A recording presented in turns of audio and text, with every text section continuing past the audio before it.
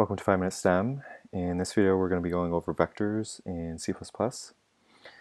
And as always, I will have a link in the description box to my website where you can find this full program that we write today along with some additional explanation.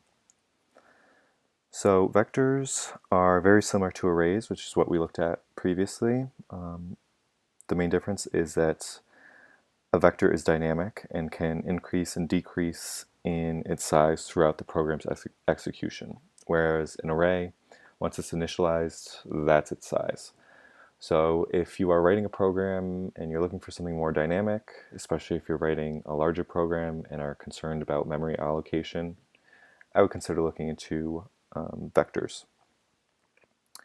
So let's get started. First, we're going to include the vector library, so we have access to a couple member functions. And we're going to write a program similar to the array one, where we're asking the user to enter some exam grades. And in this case, what we'll do is we'll just print out the grade for each student. And at each line where we enter a certain grade, the program will also print out the size of the vector at that point in time to show that the vector size is changing throughout the program. So let's first initialize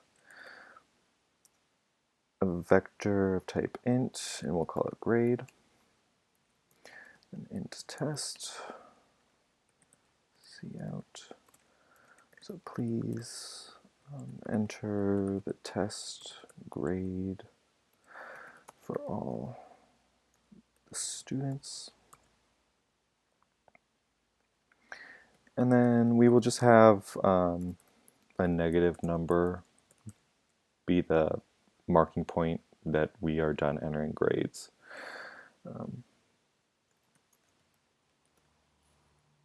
think that's just the easiest way to show it right now. Okay, in line, we're going to read in the test, and then we'll start a while loop. That is test greater than or equal to 0, because again we want the negative number to mark the end of the vector, or the end of entering values. So the first member function we're going to use is push back.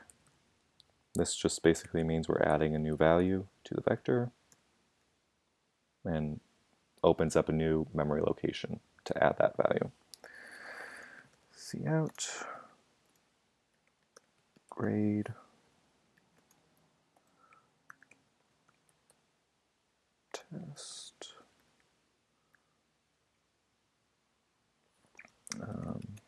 And then we'll say the vector size is,